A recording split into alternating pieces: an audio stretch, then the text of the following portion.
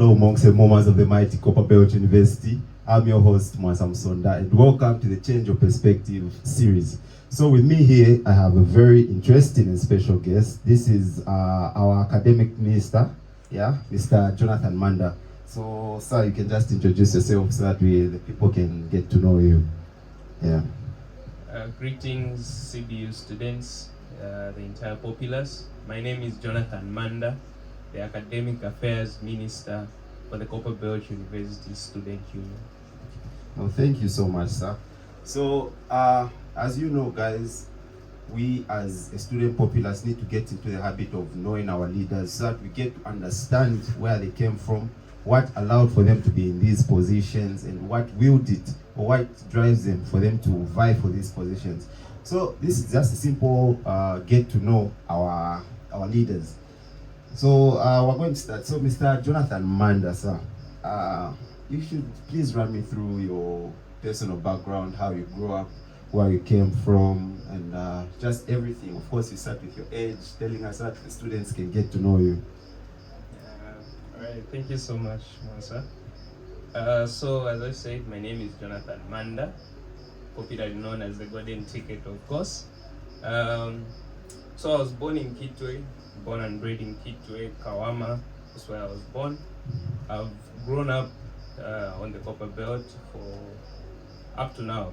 Just been on the Copperbelt, and during my childhood, I started school at Village of Hope, which was a community school for underprivileged children. As you know, in the past, we used to pay for school fees. So yeah, I was at a community school up to grade 12. I finished school at that community school. Then after, that's when I came to the Copperbelt University. So my family, I'm coming from a family of six. There are 6 children in our family. I'm the 5th born. Okay. And we grew up in the ghetto. Yeah. But it's a thing of where you're in the ghetto, but you just decide to differentiate yourself. You just decide to say, for me, I have to be different. I've grown up in such in this background where you don't have everything. But I always say that your feet can be on the ground, but your head has to be in the crowds where you can see.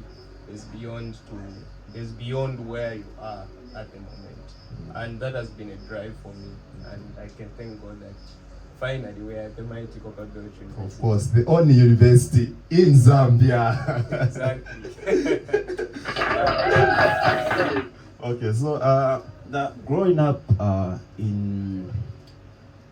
within Kitwe, there is a stereotype that people from the Copperbelt think a certain type of way, think violence, think hustling. So for you, you sound like a very well-spoken man, very eloquent and very driven man. Yeah. So what allowed for you to differentiate yourself? Was it seeing your surroundings or seeing the situation that you came up in? Or maybe did you aspire to be someone? Or what actually willed it for you to keep on striving and pushing to be where you are here? That's a very good question. I think for me, growing up, really, I've gotten inspiration from different people. Some of the people I've gotten inspiration from are not people that inspire others. Yeah. But for me, I've looked at the people that were in the hood. Some of them were junkies, but what I got from them is how they used to put in their hard work, in their hustle. How they used to, hustle, sell different stuff and the like, and also take care of that community in their own way. But for me, it was, I thank God because I had elder brothers and sisters who were so inspirational in terms of school, who were so inspirational in what they have achieved and the like. So it's from there where I got to say, no, I have to be more than this. And because of that positive influence they had on me, I thought if I can make it out of Kawama, if I can make it out of this environment and become something, I can inspire others who have thought they can only be, just junkies, they can only be, in the hood, they can only end up to grade 9, they can only end up to grade 12, they can only be in Kawama there. But for me, I resolved within myself to say there has to be more. And even when I go home, I feel great pride because some of the parents use me as examples. Okay, and it's not really that I'm boasting, but I've seen there's some good impact because even some colleagues who are lost in drug abuse and the like, they always text me to say, bro, how did you manage to survive the environment? Because we were together. Yeah. Some of us stopped school because of the vices we went into. Yeah. And I always tell them, it's not too late. Even now, we can still start this journey. You can start your business, maybe for school, you have delayed and the like, but you can go into business, you can start a skill, you can, anything. But what we need is to develop together. And that positive influence is what keeps driving me, even up to now. It's the impact that we are causing in these communities by our positive outlook or behavior, if you may say. Yeah. Yeah. No, that is really something. You've said something that really went to the core of my being, because you talked about how just being able to see the positive influence, like you said, parents use you as examples. So it is just a way to even like the kids out there to just keep on trying to be better. You know, don't settle for complacency. Don't just settle and be comfortable in the situations you're in. Yeah. So now that's interesting. But growing up, did you do any extracurricular activities outside academics as our academics affairs minister? Yeah, definitely. Yeah. For me, I've always involved myself in a lot of things because I've always had the thought of if I limit myself to one thing, I only grow in one particular area. Yeah. And you know, you have to be versatile in this life. Eh? So back in school, I involved myself in debate. Okay. Yeah, though here at school I've just been a spectator, but I was very much involved in debate. Yeah. I was in Scout, so some of the values I share with colleagues who are in cadet, military, and the like. So I understand what it means to be there. Yeah. Some of the other activities, of course, was sports. I used to play soccer, chess. Yeah, I think as I got higher in my grades, somewhere grade 10, I stopped soccer, I focused on chess. Yeah. Those are some of the activities. And of course, you know, as a leader, we always, you know, they just need someone, maybe there's a certain activity that has to be done. They always got on us. So I got involved in a lot of things. But from the top of my head, I can say debate, chess. These were the major clubs that I was in. And of course, art, yes. Art. I used to draw. You can draw? Yeah.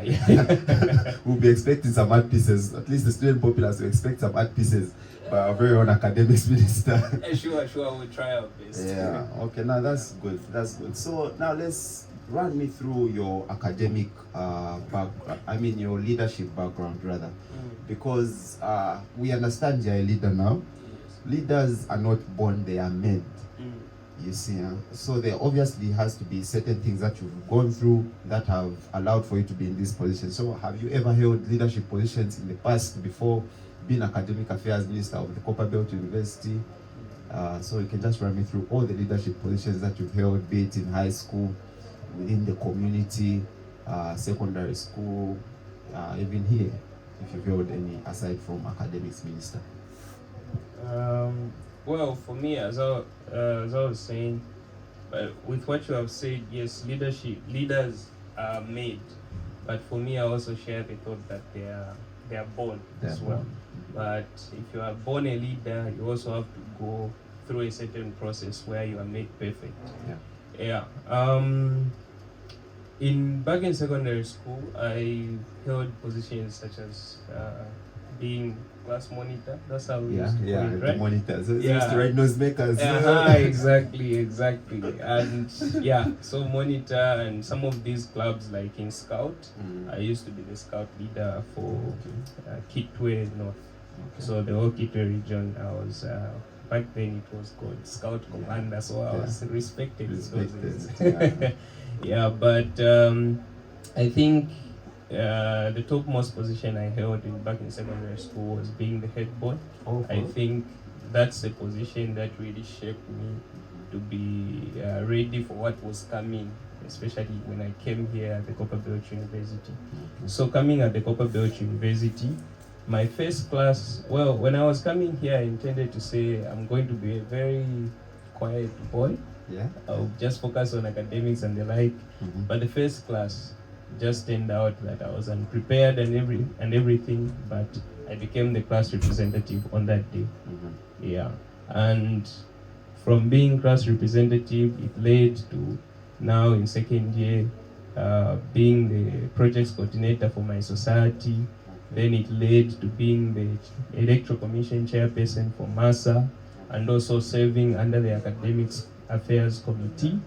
And of course in first year I was also in some capacity working with the current with the then academic affairs minister Shadrach Nenenga, and of course I've worked under Denda, and now I am the academic affairs minister of the Copperbelt University. That just goes to show that you don't just stand up and say, I am this. There are certain things that you have to go through for you to be a leader. I'm quite sure that it wasn't an easy journey.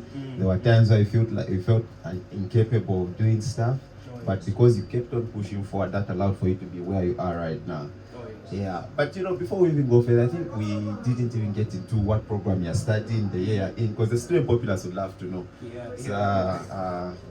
Run us through that. Oh yeah, so the program I'm doing, a third year Bachelor of Science in Biology, Biotechnology to be specific. Yeah, and with regards to leadership, I think one part I forgot to share, I didn't share, is how this whole thing started. So from first year, I told you I became class representative. Yeah. From that position, serving as class representative, I saw the impact that I had on my fellow students. I saw the support. I saw how we worked well with the students. Yeah. So that class, I was in NQ. So that class was about 450 or 350, somewhere there.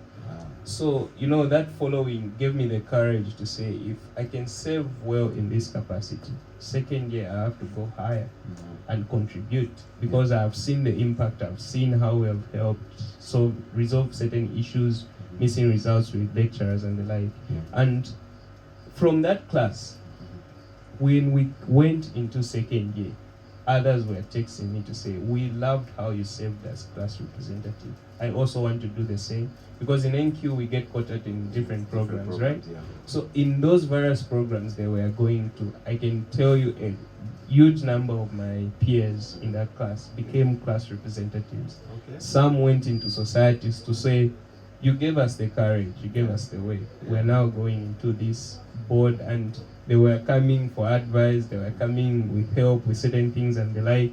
And from there, I saw to it, no, we have to do something beyond this. And that's how the Fiende Wino movement came to bear. Yes. I don't know if you have heard of it. Yes, I actually know the Fiende Wino movement. Yes. Yeah. So the Fiende Wino movement, the vision really is there to build leaders. Okay. Because for me to be here, I did not just wake up.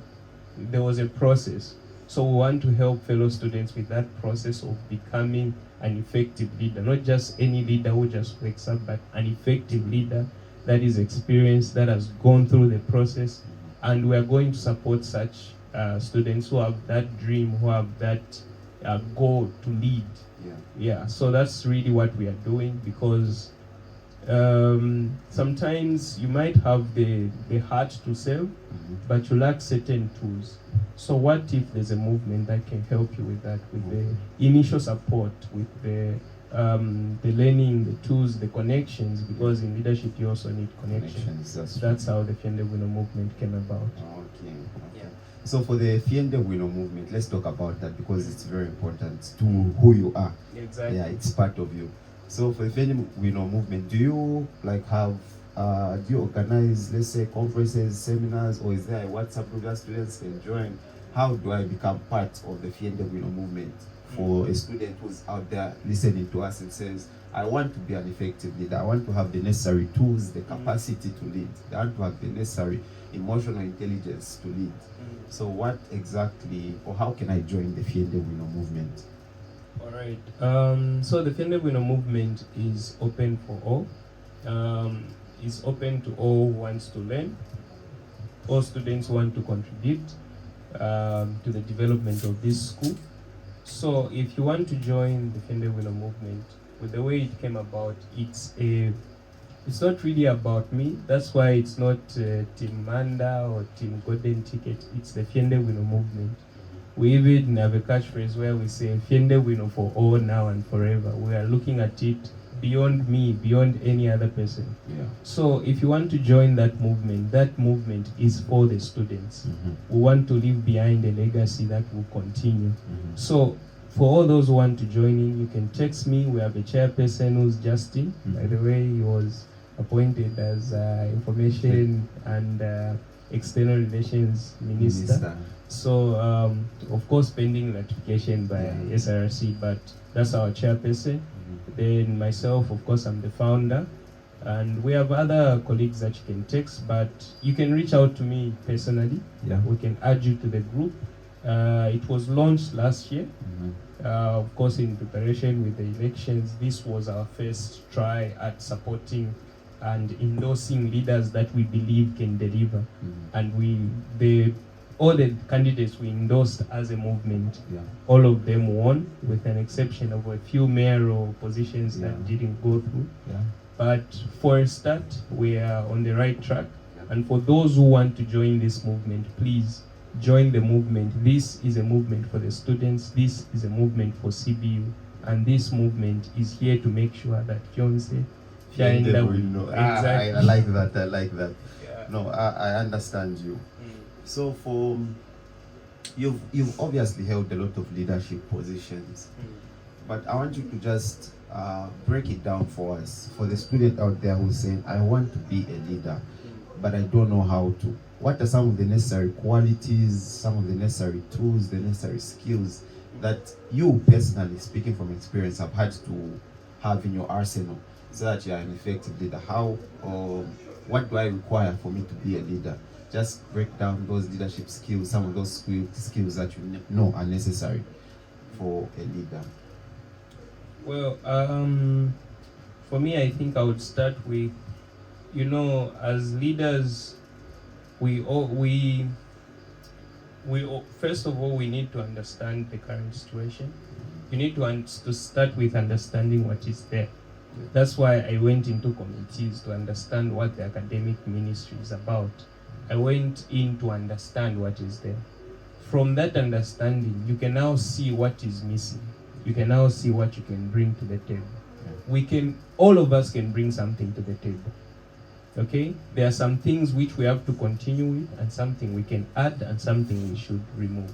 So the first thing is get information about what you are interested in. If it's a society, please gather as much information as you can about that society. Then get connected, build networks with people that have gone before you, get to know their experiences, get to know what they have done in the past, get to know their failures, get to know their successes.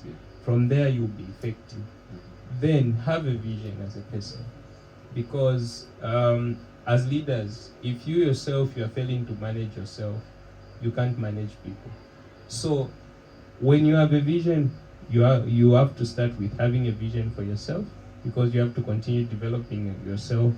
Then if you become a leader over people, you will have a vision to also improve the lives of those people, or develop those people, or lead them towards development, so to say.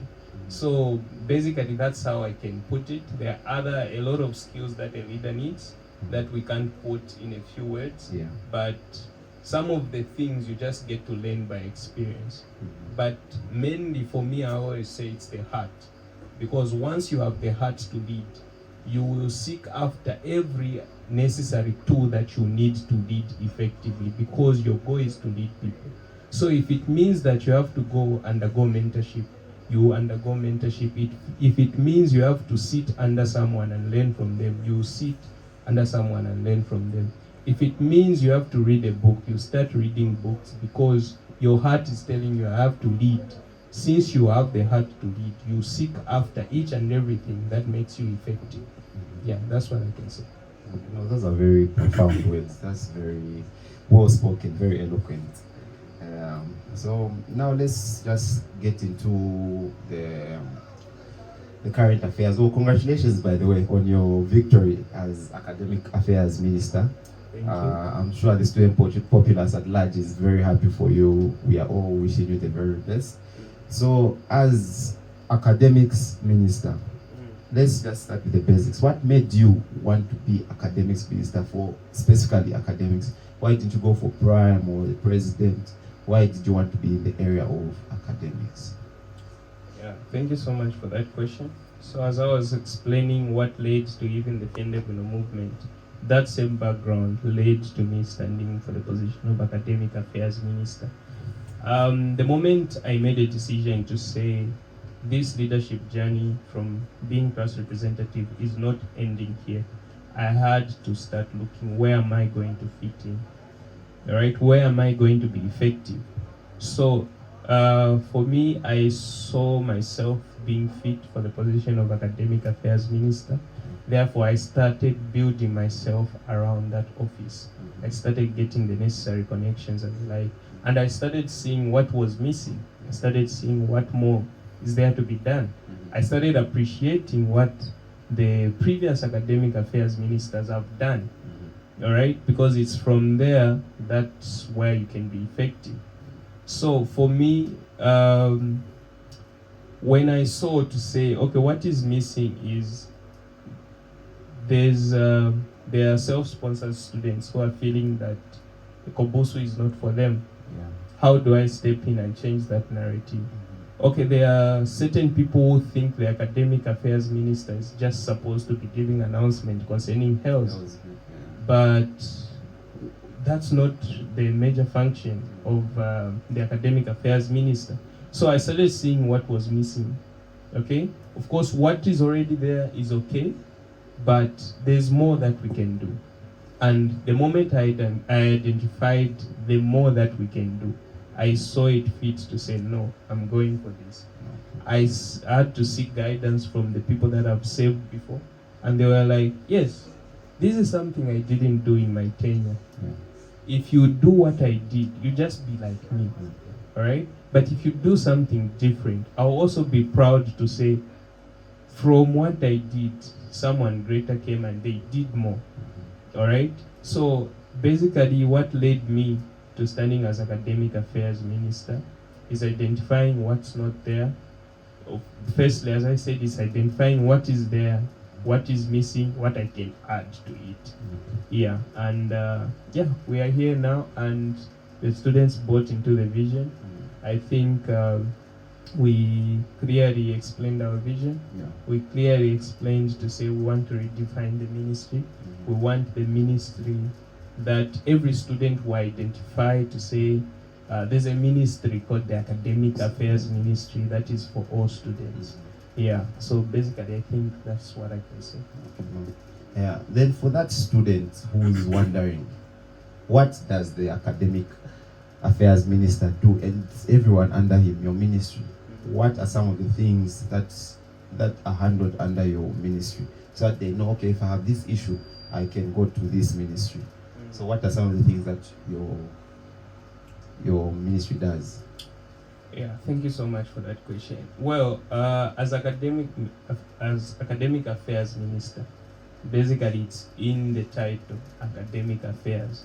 So basically anything to do with academics, the Academic Affairs Minister represents you as a student here at CBU. Okay. Well, with regards to the classes, with regards to how academics are running basically the library, the state of the classes, how academics are going in terms of the lecturers, the quality of the learning environment is all under the Academic Affairs Ministry. Yeah. Then, with regards to policies that are made that directly affect you as a student academically, the Academic Minister represents you. Did you know that the President and the Academic Affairs Minister are supposed to represent you in the Senate? Senate is a body that makes policies for the entire institution. And it's from there. There's some water there if you do want some water. Thank you so much. Yeah.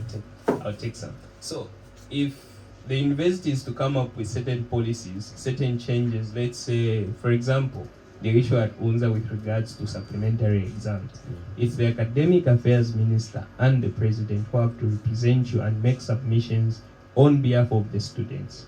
So the office of the academics minister is really wide. We can't limit it. And with regards to where academics are concerned, of course, the academic affairs minister also is the liaising officer with external organizations and other stakeholders that directly impact the academic welfare of students. An example is HELSP. All right, HELSP sponsors the majority of students here. So the academic affairs minister is your representative to that office. So those are some of the functions. So we look after a lot of things.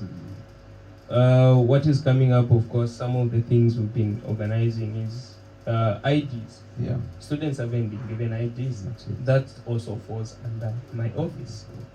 All right. There's an issue of study spaces. The library is full already. This is just term one. That also falls under my office. And we have a project we are working on to provide outdoor study spaces.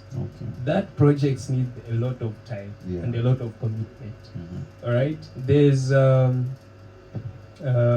classes. Sockets are not being worked on and the like. So basically, for me, anything to do with school, anything to do with classes, that's the duty of the academic affairs minister. And of course, in issues like providing lighting to the classes and sockets and the like, we collaborate, let's say, with any ministry. Let's say the prime minister, we work together. It's sometimes a multi-sectoral approach, but the main purpose why we are all here is to obtain a degree. So this office, if this office is not functional, it makes it very difficult for you to obtain a degree. That is true. That is true. Well, you know what? Personally, I would even say I did know some of those things. So I'm sure the student populace, the student body at large, will actually get to know now what to do, who to contact in case of the sockets, the classrooms. So it's good that you're out here giving this information to us. And then also, while in office, I know you've touched on like some of the things that are happening and some of the things you want to do. But while in office, what is your vision? What do you plan to achieve for this tenure that you have in office? Well, thank you so much for that question. I will talk about advocacy and representation. As I was saying, the academic affairs minister represents you in Senate. There's this something that is very dear to my heart because I haven't faced it myself, but I've seen its impact on students starting from first year, which is what happens when a student writes their exam. They submit everything, they even sign on the register. Then when marking, the lecturer loses those results. What happens after? They show missing results. Exactly. There's no policy that guides that at the moment. So what happens really is due to it happens by the mercy of the lecturer will just say, okay, we lost your results. Mostly it's handled where they will say you have to carry the course, especially if your CA was below 20. Now, what's the guarantee that you failed that exam? Because students, if you get everything out of the exam, CA is 40% here, the exam is 60%. If you get even just 55 of that exam, you have passed. All right. So for me, I have seen it as unfair because a lot of students have suffered by that, and it's not their fault. It's on the fault of the others. So is it fair that the lecturer loses your results, but you get to suffer? You get to be told to say you are carrying this course. You have failed this course. It's not your fault. So for me, that is something dear to my heart. We have to make sure that that policy is in place, a policy that will favor the students, and let me say the repercussion should go to the one who's at fault. If it's the lecturer who's at fault, the student shouldn't suffer. All right. Yeah. We understand that, of course, we are students. They are our parents, Yeah. but it's unfair that you are not at fault, but you are suffering. All right. So that's a policy that's dear to my heart. Then concerning the study spaces, the university has a plan to, rehabilitate this institution. You have heard of the CBU challenge? Yes. Yes, and they are raising good sums of money, and we support the CBU challenge.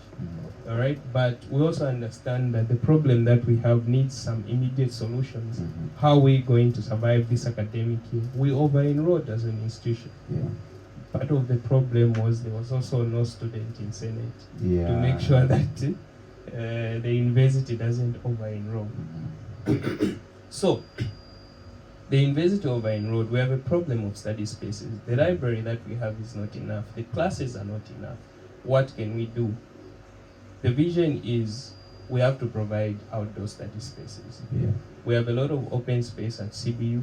We can provide some simple outdoor study spaces where students can sit and study. I'm sure you have, as you walk around CBU, you'll be seeing students sitting in lawns, studying. They just, especially the ladies, they will do a kachitenge there and they sit there.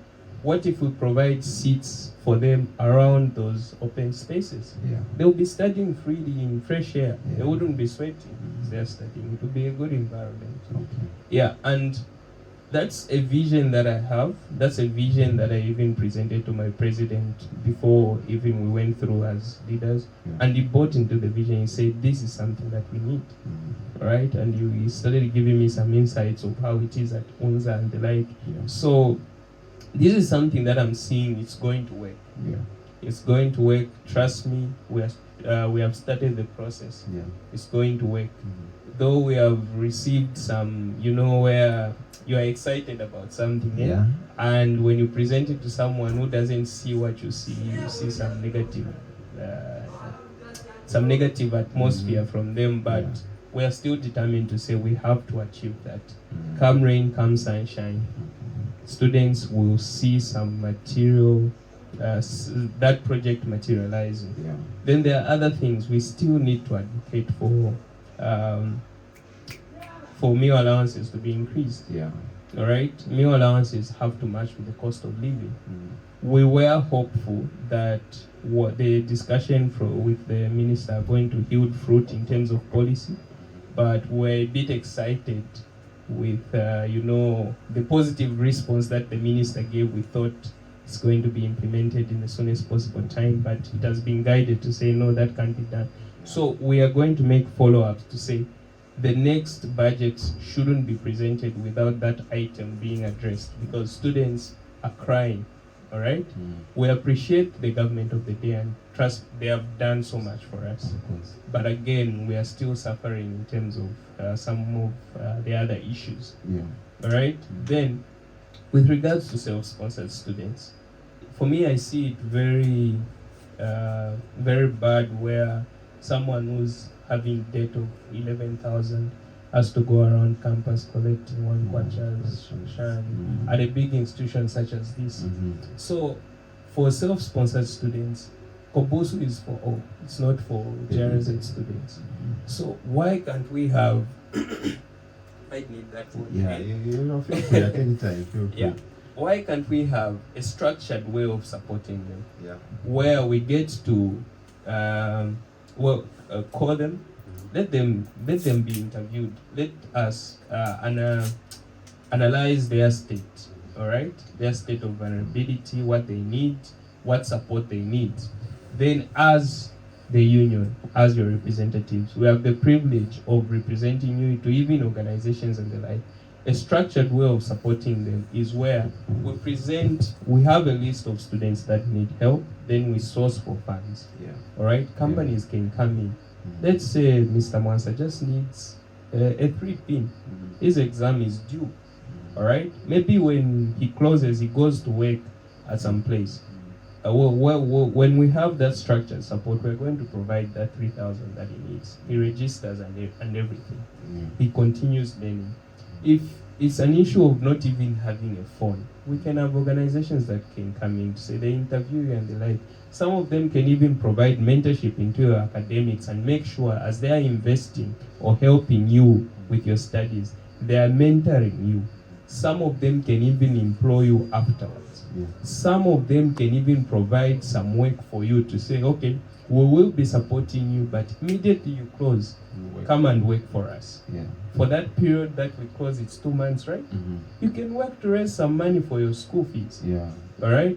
That's the structured support that we are talking about. I think for a long time we have left self-sponsored students behind, and I think it's about time we attend to their issues as well. Yeah. Yeah, and there are a lot of issues, but for now, let me just share on these three. Okay, no, that is very well articulated actually.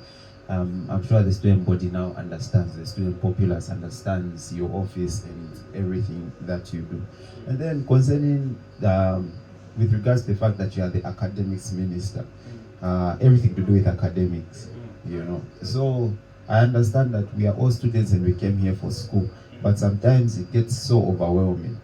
Students are loaded with classes, with assignments, with labs, you know, and I'm starting to think that is under your office because it's academia. Yeah. You see, and sometimes this leads to mental health for students deteriorating. We start to see students engaging in vices like drugs, alcohol, you know, even illicit, immoral activities, practices. We start to see that happen. So, as academics affairs minister, what are some of the things you wish to accomplish when it comes to the mental health of our students and everyone within the university? That's a very important question. I think, well, we as I said, we all came here to obtain a degree, right? Yes. Or some sort of qualifications for those who are pursuing diploma programs, eh? Yeah. Yeah, but for us to even obtain that degree, we need an enabling environment, of course. Yeah. So I feel the best role I can play is to ease the stress on students. The best role that Kobusu can play is to make sure that we ease the stress on the students. Yeah. Like that policy I was talking about with missing results. Yeah. The way quartering is handled here, the way classes are here, that causes a lot of stress. Yeah. Students have to stand in those classes. Some have to sit on the floor. At this current moment, we have to make sure that we remove such issues so that students, at least, they can have, we can reduce the stress on them.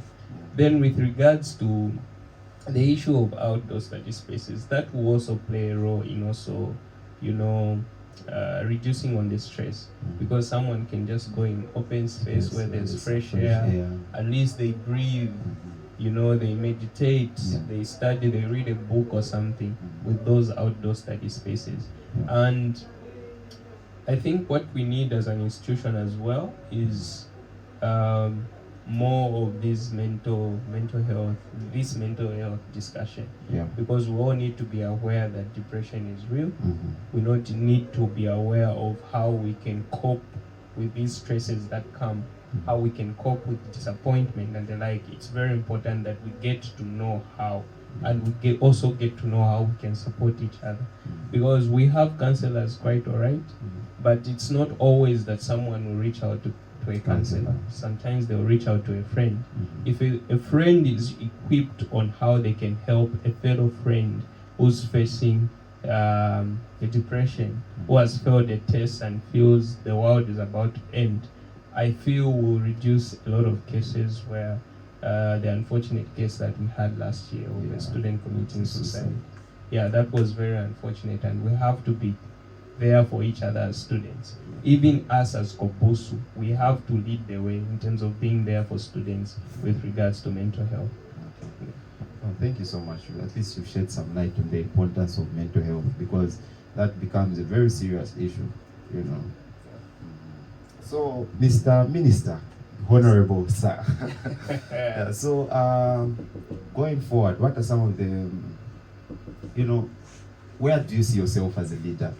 Do you see yourself, like after school, do you see yourself engaging in active politics, or maybe for you where your purpose ends is after you graduate, or, you know, run us through where at least your mind is at when it comes to being a leader? Well, I would be lying if I told you I always saw myself being the academic affairs minister. I think it has been a process, a step-by-step thing, where one step leads to the next, the other step leads to the next, but the vision is constant. The vision is to help people. The vision is to impact communities. So basically my role here is one step. My role here at the Copperbelt University is one step. I have a community where I'm coming from. I have a role to play there as well. So beyond CBU, I'm seeing myself continuing. I don't know in what capacity, Okay. but I will continue what I do. I will continue to commit to development, commit to inspiring the youth, commit to initiatives that can better communities and then develop Zambia, because we have a lot of issues at the moment. I think there's need for a mindset shift, and sometimes changing someone's mind is where you show them, not you just tell them how, but you show them how. So if I go back to my community, I show them how I have become who I am right now, or who I am going to be as I will be graduating and going back to my constituency. I will show them, all right? And for me, that's something I can't stop, because from there we are saving lives who could be in bad vices and the like. They'll get some positive example, and we'll develop communities like that when our minds are changed. So for me, the journey doesn't end here at the Copperbelt University. I'm grateful for this platform. I am still learning. I'm improving in a lot of ways, and I feel by the time I'll be done at the Copperbelt University, I'll be equipped, I'll be effective in whatever I'll decide to do afterwards. But I am still seeing myself very active in community development, very active in playing whatever role. Yeah, right now, as I said, it's a step-by-step process. So with this step, I am seeing it leading to another step. Yeah, and you'll hear about that another step very soon. Of course. No, that's good. So as academics affairs minister, if I take away from the fact that you're still a student, Yes. how do you then manage your academics and your leadership roles? How are you able to distinguish or put a boundary between you being a student and you being a leader? How are you able to still study and still serve in leadership positions? Well, on that one, I can say is I think what has helped me is not to always make things about me, because when you make everything about you, you'll be doing it alone, and it will be so strenuous on you. It will be stressful, because you have to do everything alone. So I am privileged that constitutionally, the Kobosu Constitution, I am given powers to have a committee. So already that is sharing responsibilities, so that at least, so far it has been stressful because we haven't organized yet that committee to be working, but of course we have colleagues who are helping. So how do I balance with academics? I think starting from first year, it's where you see that there's this issue, you plan on how you are going to tackle it, and you also set time frames for it. Yeah. So with regards to this, I think even the day tomorrow, I've already planned how I'm going to go about it. I have class at 8, I have to go for class. At 10:30, I have to be by Hells. 10:30, I have to be in class. So I just have to manage my time wisely. So for me, I think basically it's how you manage time. Everything is possible. We have 24 hours in a day.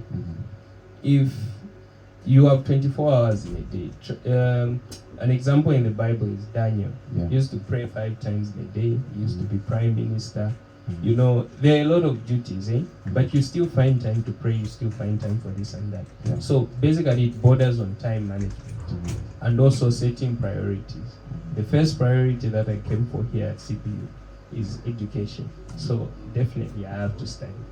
Then I have been given a mandate to serve as academic affairs minister. That is also very important because there are some students, some other students, academics are dependent on me. All right, so that is also important. I have to set time for that. Then my personal life as well needs some time. I have to be with my friends, I have to eat, I have to sleep. So basically it's time management and setting priorities. Yeah. Okay. That's important. Really, time. There's enough time if you really use it wisely. That's there is enough time if you use it wisely. So then now, since you become academics affairs minister, and of course from first year you are the class rep and the like, how do you handle the fame that comes with being known around the institution? Sometimes you even have to smile at people you don't like. People you don't know, random strangers. Sometimes you walk in class and then there's a lecturer, but now all eyes are on you, because you're this person now, you're the academics affairs minister and you're known like that. How do you handle that fame? Because sometimes it gets to a point where you start to praise yourself even, more than you are supposed to. So how do you handle that? How are you able to remain, and how have you come this far? Because I understand all your life you've been known. Because the class rep is known by everyone in the class. So how do you handle that fame? Well, for me, I think also what has helped is regardless of how far I reach, I still remember how I started. I still remember who I am before being academic affairs minister. I think is that Madam, the boss from Hell's, what she said is you are a student leader. Get the words, student leader. It starts from being a student. So as Jonathan, I have to maintain who I am. Then after comes the academic affairs minister. So for me, that has really helped me because despite being known, I still maintain my true self. Despite being, random people saying hi and the like, we are interacting with different people, being to high offices, I still remain humble because I remember where I started from. I remember the foundation, and it's the foundation that has gotten me here. So basically, as leaders, it's important that we don't let the fame get to our heads to say we are higher than certain students, whereby, you feel some students need to talk to you in a certain type of way, they need to approach you in a certain type of way. Of course, sometimes it's important because you have a lot to do, but it's also important you learn how to also make them feel they are also important, not where you are trying to elevate yourself so higher than them. All right? Me, I am calling myself a student leader. You are a student. When we were coming here, we began the same way. All right? Who knows? Next year you'll be the next in Kobusu. So I shouldn't put myself so high to say I'm greater than other students. I'm also just a student just like you. When we graduate, I might come to work for your company, and you'll be paying me a good salary. We might start a business together or something. So for me, that thought to always be grounded, to say always be connected to the foundation. Even if your head is in the clouds, your feet should be on the ground. With the people, you are the same. Even if sometimes you meet the president and the like, you are still a student. You are still a friend to Mwanza. You are such things. So my friends even come at the office, they even mock me and play jokes around with me and the like. Even despite having this position, I am still the same. So basically it's not to elevate myself, not to think of myself higher than others. That is very profound, to be able to remain humble. And I like that because you're so soft-spoken, you're well articulated, you're able to, even interact with me. It's a good thing, actually. It's a good thing. Now, there's $1 million question. I'm sure there are viewers, the mamas are looking at this man, very smartly dressed, looking dapper, looking handsome. They want to know, what is that status like? What is that area of your life like? Are you single? Are you in a relationship? Or maybe you're free to mingle? Allow us. Let the students understand who you are in that light. I've always enjoyed leaving people with their assumptions. Okay. Yeah, but Okay. what I can say is right now we are focused on saving the students. Of course. No, that is a good response. Yeah, actually. saving the students, Yeah. but who knows? Valentine's is coming. Valentine's is coming. You might just see a teddy bear. Exactly. Yeah. Okay, that's good. That is good. All right, no, it's been an amazing chat. And then just before we close out, I want to ask you, having spent 3 years at the Copperbelt University, what word, firstly, do you have for the students, for them to be able to reach here? What word of advice can you give the students? And also just generally in life, that's number 2. So 2 things, for the students and also in life, what do you think has helped you stay who you are, has pushed you to be here, just before we wind up?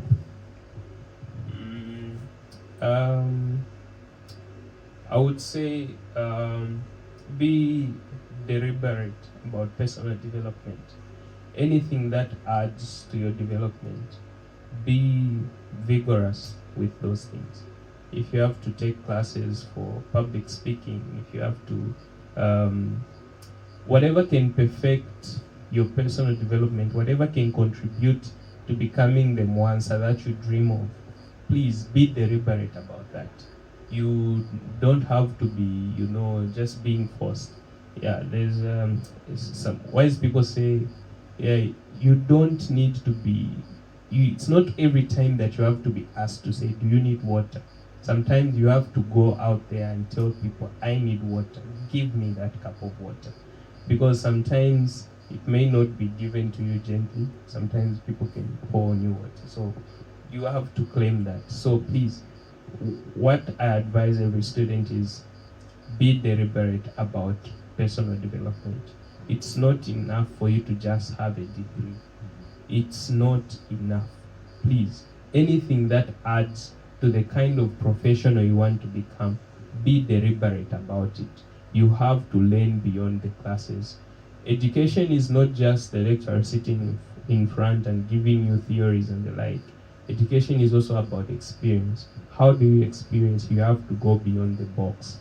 All right? So for me, the advice to students, the advice to even youths out there, be deliberate about personal development. Develop those skills that you have. Work on those passions. For me, I've given up a lot of some of the passions I had. I even used to rap at one point.